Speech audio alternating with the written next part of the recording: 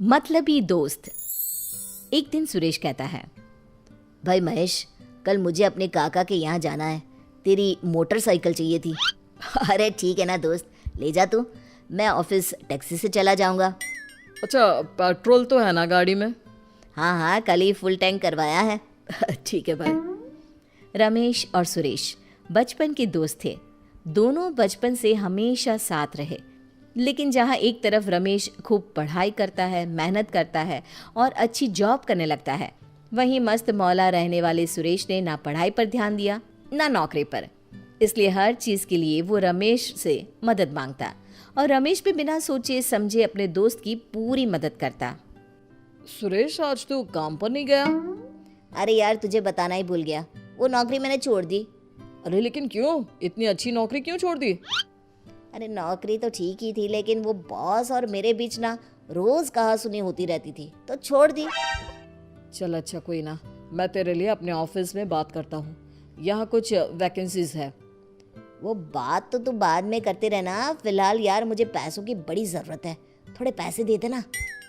हाँ हाँ, ले ले, और ज़रूरत पड़े तो मुझे फ़ोन लगा देना, ठीक है? ठीक है भाई, शाम को मिलते हैं। रमेश दोस्ती निभाने में कभी पीछे नहीं हटता। सुरेश इसी बात का फायदा उठाने लगा। वो कभी घर का किराया, कभी जेब खर्च, तो कभी पार्टी मनाने के लिए रमेश से पैसे मांगता, या कभी उसकी बाइक ले जाता तो कभी कपड़े। तुझे ना कल पार्टी में आना चाहिए था, बड़ा मजा आया। ऑफिस में बहुत काम था यार। तुझे पैसे तो मिल गए थे ना? मैंने तेरे बैंक अकाउंट में जमा किए थे। अरे मिल गए थे तभी तो पार्टी हुई। चल अब बातें बंद कर और जल्दी से कुछ खाने का ऑर्डर कर दे, बड़ी भूख लगी है। अभी करता हूँ। रमेश के पैसों पर सुरेश की जिंदगी ऐश से गुजर रही थी। तभी एक दिन रमेश ने सुरेश को मिलने के लिए बुलाया। क्या बात है भाई, मुझे अचानक क्यों बुलाया?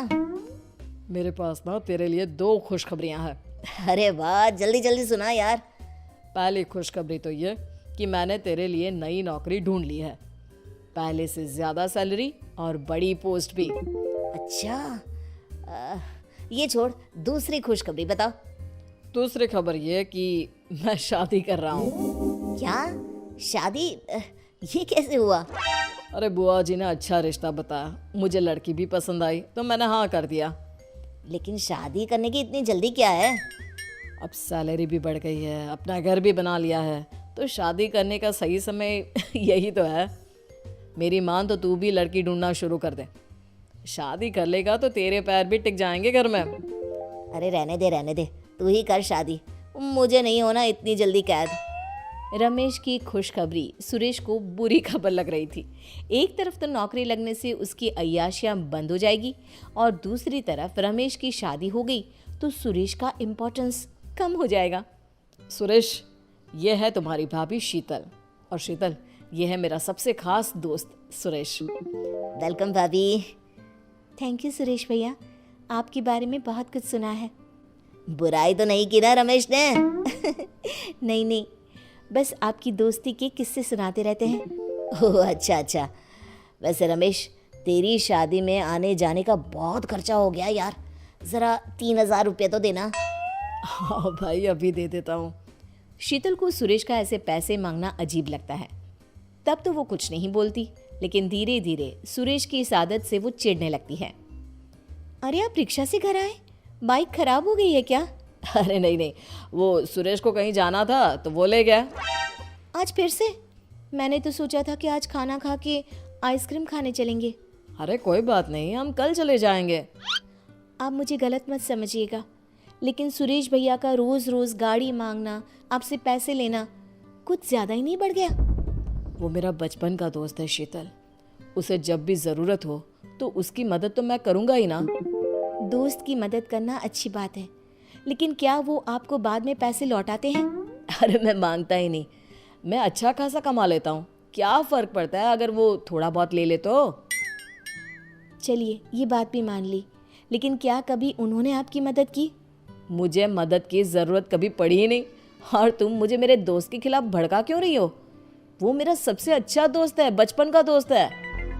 देखिए, मेरा ये मकसद नहीं था, मुझे बस लगा तो कहा। और आपको अच्छा नहीं लगा तो आज के बाद मैं कुछ भी नहीं कहूँगी, लेकिन आप पर ऐसे निर्भर रहना सुरेश भैया के लिए भी गलत है। ऐसे वो कभी अपने पैरों पर खड़े नहीं हो पाएंगे, जिम्मेदार नहीं बन पाएंगे। बाकी अब से आप जानो और आपकी दोस्त, मैं कुछ नहीं कहूँगी। रमेश ने शीतल को चुप तो करवा दिया, लेकिन शीतल की बातें उसके दिमाग में चल रही थी। इन्हीं ख्यालों में रमेश रात भर सो नहीं पाया। देखा जाए तो सुरेश ने कभी भी पैसे लौटाने की बात ही नहीं की और ना कभी मेरी मदद की। और वैसे भी उसकी आदत इस तरह खराब हो रही है। अब तो उसके पास अच्छे पैसे, अच्छी नौकरी भी है, फिर भी वो आए दिन मुझसे पैसे मांगता ही रहता है। रमेश ने सुरेश को परखने का सोचा और अगले दिन सुरेश को मिलने बुलाया। क्या हुआ रमेश, इतनी जल्दी में बुलाया? कोई खास बात है क्या? तू टेंशन में लग रहा है। टेंशन की बात ही तो है भाई, मैं बहुत बड़ी मुश्किल में फंस गया हूँ। मैंने शेयर मार्केट में पैसे इन्वेस्ट किए थे, रातों रात सारा पैसा डूब गया। मुझ पर लाखों का कर्ज हो गया है, गाड़ी, शीतल के गहने सब गिरवी रख दिए हैं। अब मेरे पास तो राशन खरीदने की भी पैसे नहीं है। ओह, तो अब क्या करेगा तू? मैं सोच रहा था अगर तू मुझे कुछ पैसे दे दे तो मेरी काफ़ी मदद हो जाएगी। जैसे ही सुरेश ने सुना कि रमेश बर्बाद हो गया है, उसका तो सुर ही बदल गया। तुझे पैसे दूंगा तो तू लौटाएगा कैसे? यार, तूने शेयर मार्केट में पैसे लगाए, वो तेरी गलती है। तूने अपने पैसे डुबा दिए। पैसे तो मैं डुबा रहा था तुझे देकर। दोस्त समझकर मैं हमेशा तेरी मदद करता रहा, कभी किराया, कभी पार्टी, कभी शॉपिंग। और आज मेरा बुरा समय आया तो तूने साफ मना कर दिया। मैंने तो कभी तुझसे एक पैसे का हिसाब नहीं मांगा और तू देने से पहले पूछ रहा है कि मैं लौटाऊंगा कैसे। शीतल ने सही कहा था, तू मेरी दोस्ती का फायदा उठा रहा था और मैं दोस्ती के नाम पर धोखा ही खा रहा था। याद कर सुरेश, तुझे मैंने अपने परिवार की तरह माना और तू एहसान फरामोश निकला। अच्छा हुआ मैंने आज तुझे आजमा लिया। आज के बाद तेरी मेरी दोस्ती खत्म। रमेश का तो दिल टूट गया था। उसे सच्चाई तो पता चल गई, लेकिन दोस्ती की ऐसी दगाबाजी से वो दुखी रहने लगा। कई महीनों से वो सुरेश से मिला भी नहीं था, लेकिन उसका दुख फिर भी कम नहीं हो रहा था। चलिए, खाना तैयार है। तुम खा लो, मेरा मन नहीं है। अब आप कब तक ऐसे दुखी रहेंगे? जिसे मैंने सच्चा दोस्त माना वो तो बस मेरा फायदा उठा रहा था।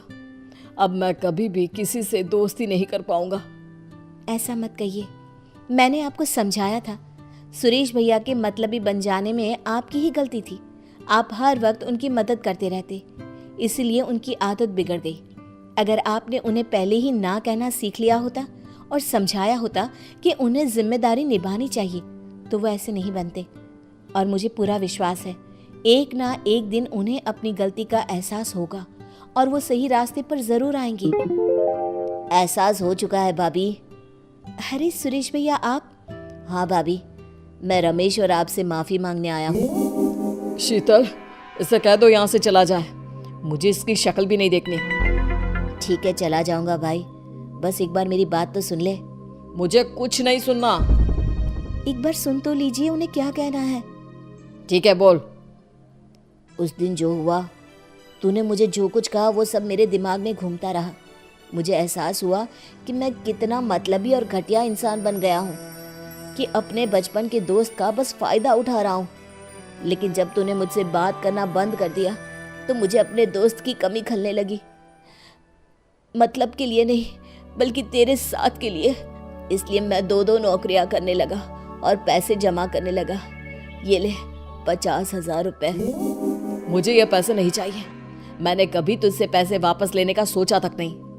मैं जानता हूँ रमेश दोस्त, और जितना तुमने मुझे दिया है ना, उसके आगे तो ये कुछ भी नहीं है। लेकिन मैं धीरे धीरे तुम्हारे सारे पैसे भी लौटा दूंगा, और अगर तुम मुझे मौका दो तो मैं अच्छा दोस्त बनकर दिखाऊंगा। प्लीज मुझे माफ कर दो। देखिए जी, सुरेश भैया को अपनी गलती का एहसास हो गया है, आप इन्हें माफ कर दीजिए। देखिए, आप भी इनके बिना नहीं रह सकते और ये भी आपके बिना नहीं रह पाए। सुरेश मेरा दोस्त, मुझे माफ कर दे दोस्त, मैं भटक गया था, अब दोबारा ऐसा नहीं होगा। आप भी मुझे माफ कर दीजिए भाभी। अरे सुरेश भैया, सुबह का भूला शाम को लौट आए, तो उसे भोला नहीं कहते। हाँ, उसे रमेश कहते हैं। इस तरह सुरेश को अपनी गलती समझ में आ गई और दोस्ती का असली मतलब भी, और वो रमेश के साथ सच्ची दोस्ती निभाने लगा।